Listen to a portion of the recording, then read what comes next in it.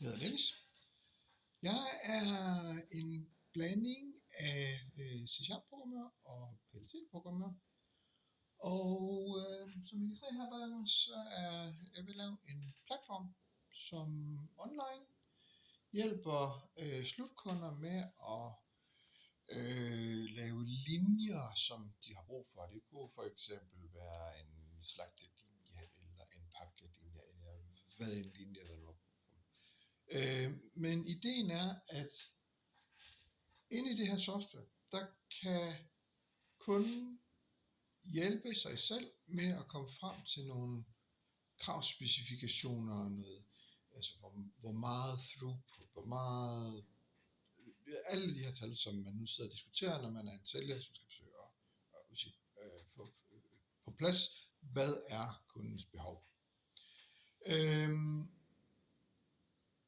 Den hjælper med at visualisere, og som noget af det vigtigste. Derfor så er det, som kunden bygger, når de går i gang, en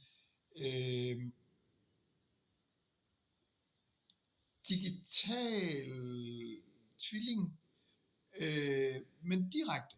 Altså, de sidder simpelthen og tager, jeg vil gerne have den her opskærer til min gris, og sætter den ind. Så vil jeg gerne have, grisen skal skåret i nogle mindre stykker, sætter den maskine ind. Jeg vil gerne have puttet på en palle, sætter den maskine ind, og så videre.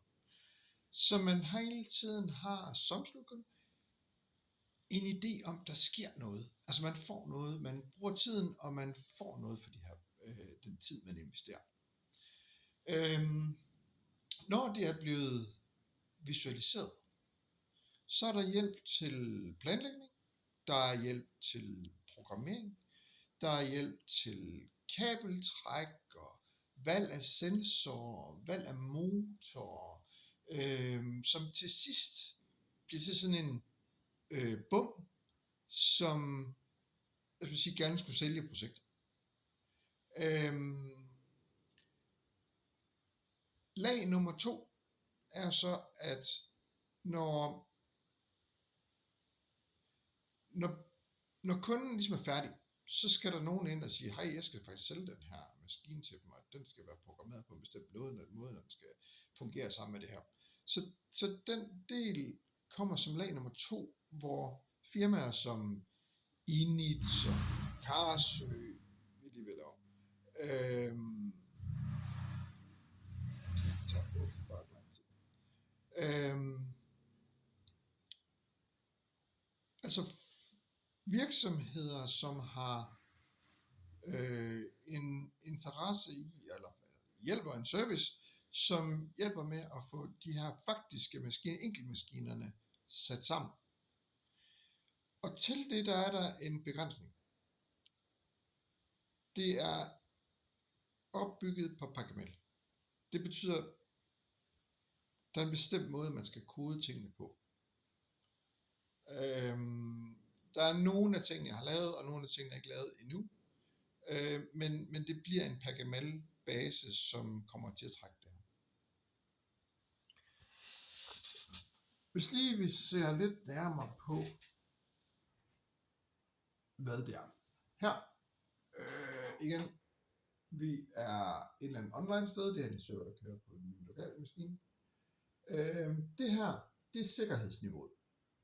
Der er indbygget nu, at man har en telefon, som skal tage billede af den her QR-kode, og den leder sig så videre ind til, hvad det er, man har adgang til. Det her QR-kode, det kører selvfølgelig på en telefon, og fordi jeg optager med telefonen, så har jeg alligevel nødt til lige at snyde en lille smule. Det man kommer frem til, der er lige en skærm imellem det her, hvor, skal jeg lige se, om jeg kan få det rigtig zoomet her. Der er lige en skærm imellem det her, hvor man lige får det her startet op. Men ellers så er der indbygget nu, at man bliver guidet til at trykke på de her felter, som guider en igennem. Men nu tror jeg egentlig godt, at jeg vil vise, hvad det er, at man kan. Jeg lige zoome lidt mere ud her. Så. Skal vi se. Starter heroppe. Nu har jeg kaldt det her for conveyor belt. Og helt ærligt har han måske snydt en lille bitte smule. Nu skal jeg se, hvad jeg kan finde. Det kunne jeg så ikke. Super. Der. Man finder sin... Man har lavet nogle 3D-modeller. Og i de her 3D-modeller, som en eller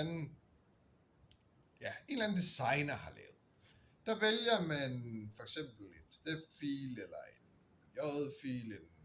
Der er lidt forskellige muligheder hernede. Og så loader man den. Det tager lige et sekund eller 3. Som I kan se, her er en 70 megabyte fil, og den blev godkendt. Inden blev den godkendt. Og nu skal den så loade selve filen, den er her. Og hvis lige vi giver den et sekund, så skulle man gerne kunne se, at det faktisk er et transportbånd. Kom så. Sådan der. Men der er en uoverensstemmelse med, hvad er op og ned her. Som vi kan se, så ligger den ned. Det kan vi lige rette op på. Så kommer den op at stå. Godt. Næste skridt, det er, det her det er bygget til MX. Tanken, da jeg byggede det her, var, at det her det skal passe til en MX-systemet fra Beckhoff. Derfor så beder den nu om en baseplate. Og hvis vi bare vælger et eller andet, så skal den, ligesom det andet, så kan man vende den her og placere den, som man har lyst til og sådan noget. Men igen, man skal forestille det der måske lidt større maskine, og den kan lidt flere ting. Det her det er lidt uinteressant lige nu, så det hopper vi videre ind. Det vi er lidt mere interesseret i, det er, man kan ikke rigtig se dem, men vi hæver dem lige ind. Det her, den her firkant. Lad os lige zoome lidt ind på den. Sådan der. Det her, det er min sensor. Lige nu har jeg ikke nogen sensorfigurer i systemet, derfor så er det her bare en firkant. Det er så meningen, at alt der ikke er i systemet endnu, fordi det vil der være en del ting, der ikke er, så er de bare repræsenteret ved en firkant. Lige nu der er den her firkant ikke connected til noget som helst, så den er egentlig bare grøn. Det er bare en farve. Det der sker herover til gengæld, det er det her Packavel. Og herover der er der mit konvejerbælte, som bliver til en UM. Hele den her maskine bliver en stor UM. Så er der min baseplate, og igen baseplaten var bygget til et gammelt system, men det kommer forhåbentlig. Jeg vil gerne bruge lidt hjælp til det, Beckhoff. Så er der hvad der sker. Altså når vi har indsat den her sensor, så kommer den automatisk herind. Lige nu når man peger på den, så bliver den rød, hvis man kan se. Væk fra den, op på den. Så man kan hele tiden se, hvad er det for en sensor, som man har gang i. Den her sensor, lad os lige kalde den for, hvad vi har start.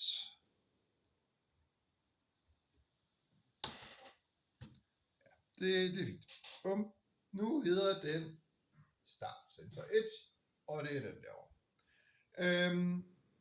Bare for ikke at taske alt for meget langt her på det her. Så kunne jeg godt tænke mig, at vi gik herover. Det her, det er hvad jeg har fået lov til at låne af Beckhoff indtil videre. Og som vi kan se, så har jeg en knap, den her. Og måske lidt sjovere, jeg har nogle digitale outputs. De var rigtig sjove at lave, da jeg skulle lave kun til dem. Der var jeg nødt til at jeg var nødt til at bøje lidt regler og noget. Skal vi se. Når jeg her, det her det er jo igen Beckhoff, så det her det er jo en Windows maskine. Og jeg kører lige nu remote desktop. Og hvis jeg, det her, det er, nu trykker jeg lige her for at vise det. Så vi kan se, så kører den en scanning. Jeg står herinde på hardware, og her der kører den en scanning. Det tager desværre lige nogle sekunder det her, så jeg kan lige forklare, hvad der sker inde i baggrunden. Det den gør, det er, at den går ud her. Så siger den, hej, jeg kan se, du er en, 51, 20 år eller sådan et eller andet det her. Og jeg kan se, du har de her in- og output monteret fysisk på PLC'en. Og de fysiske input, nu har den selvfølgelig gjort det, så det er lidt unfair det her, men dem finder den. Og hvis den ikke kan finde nogle navne, så giver den nogle standardnavne. Nu er den faktisk færdig deroppe, så lige nu der er den kørklar. Lige nu der har man sådan nogle standardnavne. De her navne kan laves om. Men lidt sjovere, vi kan prøve at klikke på den. Som hvis man lige kigger hernede. Jeg kan se alle sammen her er sorte, de er off. Og hvis jeg går herop i mit software, ikke i TC, Seashell eller hvad du kalder den. Lad os prøve at tænde for en. Så står den der writing, og det bliver grønt. Og hernede, det bliver også grønt. Altså nu har vi sat et output direkte fra noget software, som jeg har lavet. Der er også noget med nogle inputs, og skal jeg lige se, det var den her knap, hvis jeg lige tænder for den, så kan I se, nu kommer der 2 lys hernede, og heroppe, der er der kommet et input mere på dem begge to. Jeg kan lige prøve at skifte hernede, mens jeg tager den af. Jeg går lige til kode 2, og bingo, så bliver den opdaget her. Der er en lille bit smule forsinkelse på det der. Det der er det første stykke software, som jeg tror, nogen godt kunne bruge, fordi alt det her opsætning, det er nu et tryk på en knap. Det næste del herovre, det er jo så, at vi skulle gerne kunne se alt det, der er, hvis vi siger, en kopi af det, der man kan herover. Den funktionalitet bliver flyttet op her, kommer til at ligge heroppe. Den ligger desværre ikke deroppe lige nu, men det er spørgsmål om nogle timer før, at jeg bygger det her med AI, og lige nu der ligger den altså hernede, og til dels herover. Det er det her IO3, det er det der er vist heroppe, men det er kommet herned. Og det man gør, det er, at man her forestiller, at man sidder som udvikler af en maskine, der står, den her maskine, som står langt væk. Altså man er ikke i nærheden. Så derfor så siger man herover, at nu vil man gerne have en connection op at stå. Og connection starter her. Og hvis vi så går herover, så trykker vi på connect. Og hvis jeg er lidt heldig. Ja, okay.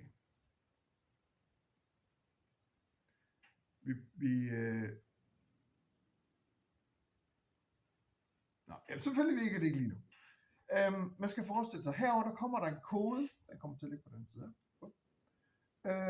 Der ligger der en kode, som man så skriver ind her. Den kommunikation imellem systemerne er enten en telefonforbindelse eller et eller andet. Det er nogle få bogstaver. Altså den her connection, faktisk så er den her allerede connected op imod selve serveren herinde bagved. Men fordi at projektet kun må connectes op imod én ting ad gangen, altså den der har ejer maskinen, skal gerne give adgang til én servicemand eller en programmør eller et eller andet, og derfor så er det den her connection, vi skal op og stå. Og den connection bygger på, nu bliver det lidt nørdet, men det er nogle SSL-forbindelser, som er temmelig hårdt krypteret. Og derfor så kan man kan ikke snyde, jeg kan ikke engang snyde. Så den her telefonforbindelse, som når der kommer til at stå den her pairing code herover. Og det er så den, at man skal indsætte her. Og når man har den, og nu har jeg den selvfølgelig ikke, så bliver det her connected op imod den, vi var på her, så bliver det her vist her. Altså, når man er connected, så har man adgang til den fysiske del, uanset hvor i verden man er. Det er det bygget til al udvikling, men også til, når man skal servicere. Altså, jeg har jo kollegaer, som sidder i serviceafdelingen, som skal kunne gøre noget for nogle kunder, der er online. Og det her, det er bygget specielt til dem. Nu kan vi lige prøve at se her, fordi maskinen består jo af nogle funktioner. Og jeg kan ikke finde på noget, så jeg skriver bare kør her i min, til min konvejer. Og kør, den kan vi gøre alt muligt med, man kan lave farver og bla bla bla, men i bund og grund, jeg har lyst til at lave noget kode. Og den kode skal bruge den her startsensor, den flytter jeg lige ind under. Så nu har kode adgang til startsensor. Og det her, det ser voldsomt ud lige nu. Vi har igen vores, hvad det er, man koder herover, og det her, det skal jeg lige have ryddet lidt op i. Men, som vi kan se, så har man fået adgang til startsensor. Man kan lave sine egne variable, man kan lave alt muligt. Det her, det er i bund og grund den del, der dækker en tierportal. Hvor den anden del mere var sådan en digital tvilling og en connection op imod virkeligheden. Men her der binder vi det sammen. Der er nogle sekvenser i det her. Der er nogle begrænsninger, som ligger i, hvad det er, man... Nu skal jeg passe på, hvad jeg siger. Jeg vil helst ikke skræmme nogen væk, men tanken er ikke længere at bygge sekvenser. Tanken er at bygge Pagamel states. Og inde i de states er der så nogle sekvenser. Dem af jer, der ved noget om det, tænker sikkert, det er super nemt, fordi der får man lige en hjælpende hånd her. Man skal ikke selv sidde og programmere det her Pagamel og få det ind og få det sat op og så videre. Det er der bare. Dem, der ikke ved noget om det her, det her sikkert super svært. Ja, drop det. Det er noget, som programmørerne tager sig af.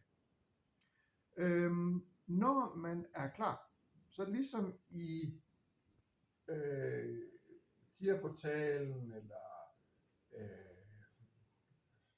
Studie 5000 eller hvad det er man bruger, så er der nogle play-knapper.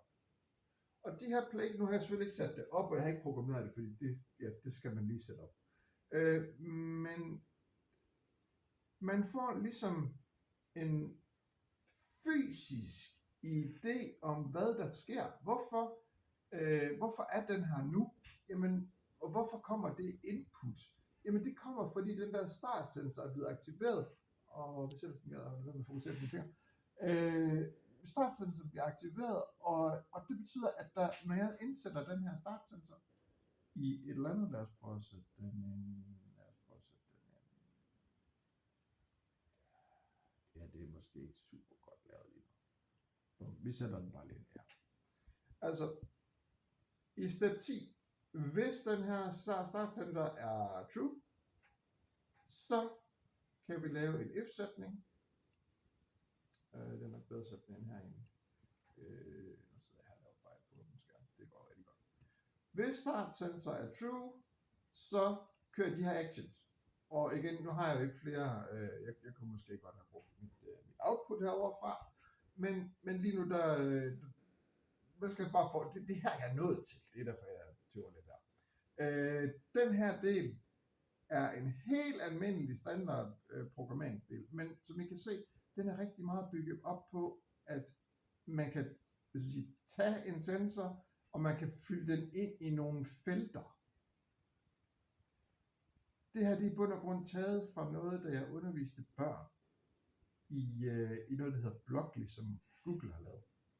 Det er det, jeg har forsøgt at efterligne her. Så det her, det er rigtig meget bygget til, at det skal være ekstremt nemt for programmørerne at gøre et eller andet. Altså, det her, det er bare en drag and drop world, hvor man kan lynhurtigt komme frem til nogle ting. Jeg ved godt, der er nogen, der siger, hey, jeg kan trykke hurtigt med en finger. Ja, men hvis du så samtidig med får connection over til at se, den her sensor bliver så markeret herover, så du kan faktisk se, hvad det er for en fucking sensor, du har sat, så er, undskyld mit sprog, så kommer det her til at gå så meget hurtigere med så mange færre fejl. Det her, det er jo, hvad programmørerne sidder og sige. Navngiver deres sensor for, og alligevel så står der nogen derude og siger, hvad er det for en sensor, hvor skal den være henne? Men det kan man se. Du kan se det direkte, fordi jeg holder musen over den. Du kan bare trykke musen væk, og bingo, så skifter den farve. Så holder musen over. Bum, så kan man se det. Det her, det er så meget bedre. Og det her, det er bygget til mennesker. Og nu skal jeg fortælle jer lidt hemmelighed. Det her, det er bare version 1. Jeg synes jo, alle programmører er dejlige mennesker. Men de er lidt langsomme. Så derfor så er alt det her, alt hvad der ikke er et kundebehov, altså alt hvad den her visning af en digital tvilling, som samtidig med er et programmeringsinterface, som samtidig er en debugging interface, som er, altså det er det hele et wonder, altså det er alt i en. Og forestil dig, at der for eksempel er flere, nu kan vi lige prøve at se her, jeg skal snakke om, at det her, det var, det her, det er Pergamel-baseret, og nu kommer der en Pergamel-ting mere. Det her, det er for eksempel, lad os sige det her, at kasser, eller hvad det nu, vi kører med, de kommer ud, så det her, det tilføjer vi et udgangspunkt, og lige nu, der ser det her lidt funky ud, men som vi kan se, så sidder den der på enden. Når jeg så kobler den næste, nu vil jeg ikke gøre det, fordi det ikke så, hvor lang tid det tog, men når den næste, jeg kobler på hernede, der siger vi to bare, bingo, og den bliver så den, som jeg nok kan se, så det her min første video, min første video, og så videre. Så først så skal vi have flyttet ham. Ja, der er, så vi kan se, nu kan de her streger, de er bygget til at vise, hvad skal mit footprint være. Og som vi kan se lige nu, nu er det helt forkert, men 4 meter noget, den er 84 cm højde, der var bare, og den der som den gør, at vi skal bruge et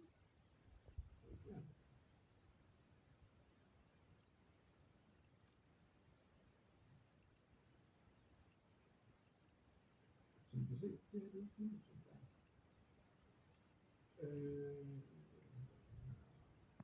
Done.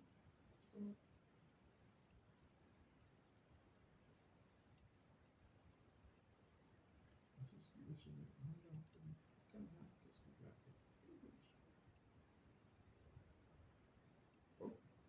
så nu er et input og et output officielt lidt vildt.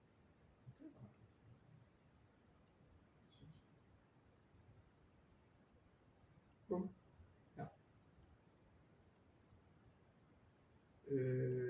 Prikken er godt nok lidt forkert, men det der er sket, det er, at de her to, de er connected, som vi kan se. Hullerne passer. Men det hele, det står som det skal. Det betyder, at når jeg zoomer lidt ud, så de her to maskiner, i det punkt her, der er de her to over i mit, det ligger inde bagved, men over i mit Pergamel-træ, der er de her to connected.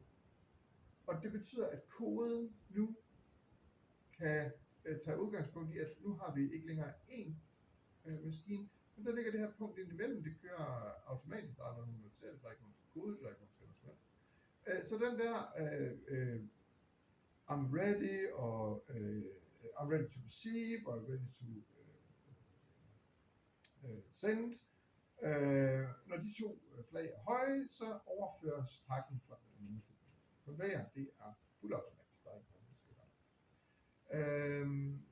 Og det kunne man jo så sige, den kommer igennem en pakkemaskine, eller en labelingmaskine, eller så man sætter på som den næste. Og igen, du skal ikke gøre noget. Der er ingen kode i at sige, det her, det skal bare overføres fra den ene til den anden.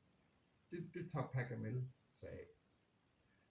Og derfor så er, når kunden sidder og laver det her, jamen så kan kunden, hvis det er lidt min plan, at kunden indsætter de her overgange, så de faktisk sidder og koder, imens de sidder, hej, jeg vil gerne have den her maskine, jeg vil gerne have den her maskine.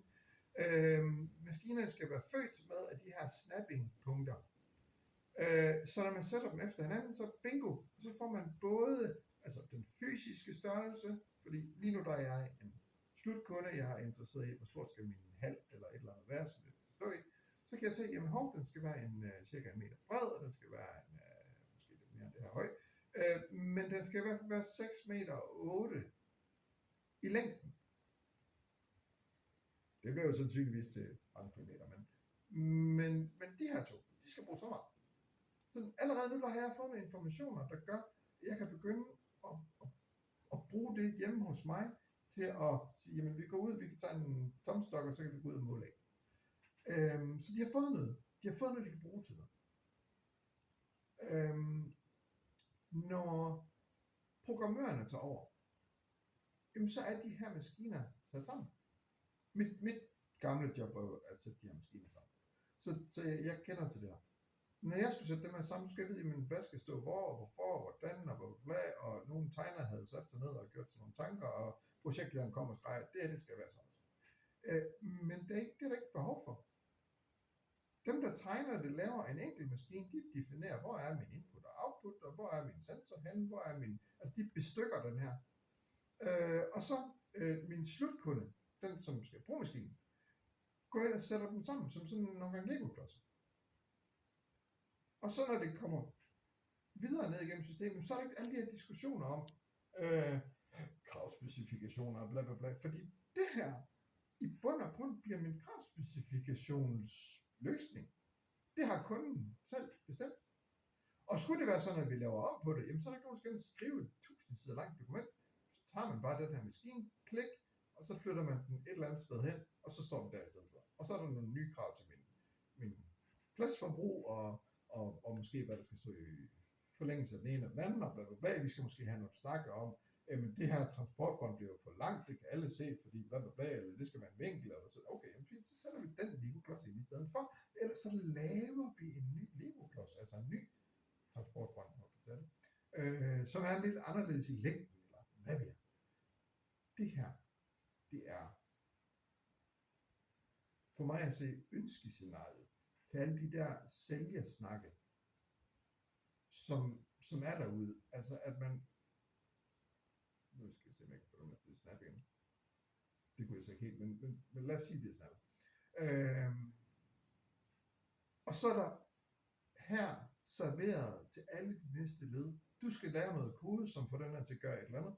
Fint. Ergo, mit job, mig som ansat i, hvad vi er, Denfortek eller Karsø, eller hvor jeg har været ansat, så er det her allerede på plads. Jeg skal bare udfylde de her PackML states. Lige nu har jeg bare en enkelt EM og en enkelt CM, men det her, der kommer jo mange hernede af. Og det her, det er til at fylde ud, når man kender det her. Og man kan endda sidde en til en og sammenligne om, hvis jeg holder musen over, lad os sige, den her sensor, hvor skal programmøren vide det fra? Jamen han skal bare kigge. Den er der. Den er lige der. Det er super nemt. Det her, det er noget, der kommer til at spare tid. Ekstremt meget tid. Når vi så lige snakker tid. Jeg har ikke tænkt mig at stoppe her. Det her, det er langt fra end of the line. Det her, det er langt fra goal. Goal, det er, at når kunden er færdig med at sætte sin maskine sammen, så pusser vi en AI på den, og en af funktionerne ligger faktisk allerede heroppe. Det er den, der hedder Wires. Wires gør, at fordi det er bygget til en MX-systemet, så skal der jo gå et kabel ud til den her sensor. Og der skal gå et kabel ud til motoren, og der skal gå et kabel ud til den. Alle de kabler, tryk på Wires deroppe, så beregner den her en længde af kablet, hvad for nogle kabler skal vi bruge. Den sætter flere sammen, og det er derfor det her, det er sådan lidt det kan man ikke gøre per maskine. Det er måske 2 eller 3 eller 5 maskiner, man sætter sammen på en baseplate. Og derfor så ligger det her så lidt for sig. Men når vi har gjort alt det her, så udregner den en tidsplan for, hvor lang tid skal vi bruge på at få det her sat op. Alle sensorerne, alle motorerne, og den laver bum. Output af det her er en bum, der kommer til at stå et tal, sådan cirka i det her hjørne, hvor der kommer til at stå pris. I bund og grund, hvad den bum den består af, er jo ligegyldigt, men kunden er interesseret i, hvad kommer det her til at stå mig i? Hvor lang tid kommer det til at tage? Og bingo, kig op i hjørnet, der står det. Det er endemål. Få en AI til at programmere det, få kunden vist alle informationerne fra lige så snart de er færdige, altså der går selvfølgelig en eller anden beregningstid, men 3-4 sekunder, så har I det er nu. Det er der, vi skal hen. Det var det, jeg ville vise. Det er, og det her det er så langt, jeg er nået. Og i bund og grund så er jeg ikke nået længere, fordi der ligger noget sikkerhed og noget på den der, som jeg lige måtte slå lidt i stykker. For at få de her, specielt den her del til at køre. Men det er meget, meget tæt på at være klar. Det er meget, meget tæt på at være noget, jeg kunne tage med ud. Jeg skal selvfølgelig lige have pudset det lidt af og noget. Jo. Men det her, det virker. Jeg vil rigtig gerne have vist dig den del, hvor det er faktisk er kodet et eller andet. Og så begynder de her outputs og inputs og ligesom give mening. Men eftersom jeg ikke har den egentlige fysiske maskine, jeg har kun den her motor. Og den kan selvfølgelig godt få til at snurre rundt, desværre så det er en Profinet. Wink. Nord motor og SCV motor, jeg kunne godt bruge lidt hjælp. Men det her, det er så langt jeg er nået lige nu. Det her, det kører stærkt til gengæld. Det har jeg brugt. Det har jeg brugt cirka 3 måneder. Og i starten der troede jeg skulle kode selv, fordi jeg er jo programmør, jeg er jo dygtig, jeg er jo sådan selvudnævnt af mig selv, super programmør. Og det fandt jeg så ud af, det er jeg faktisk slet ikke. Faktisk er jeg dårlig programmør, faktisk er jeg kunne overhovedet ikke have lavet noget af det her. Altså, den her, det er en 3D-verden, som jeg startede på, og måtte mere eller mindre opgive. Så gik jeg ind, jeg plejer at have min Claude til at køre herover og min, du kan se faktisk selv ligger, så er her en ChatGPT, som jeg sådan kører et samspil imellem. Og de to, det er dem, der har bygget det her. Det betyder også, at jeg er cirka 1000 personer i en. Alene det at bygge den her 3D-tvilling ville have taget, det ved ikke, overvis. At bygge det her wire-system ville have taget lang tid. At bygge, det her er jo det jeg kalder det en connector. Den her connector, og få den samspillet herover og herover, det tror jeg godt, jeg kunne have lavet sådan rimelig hurtigt. Men jeg kunne lave det på 2-3 dage, fordi jeg brugte den her. Jeg har skrevet cirka så mange kodelinjer i det nye. fordi det kan slet ikke gå.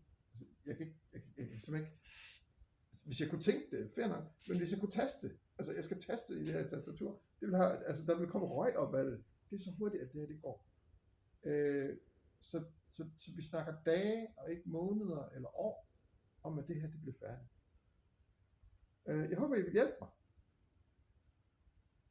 Tak skal I have.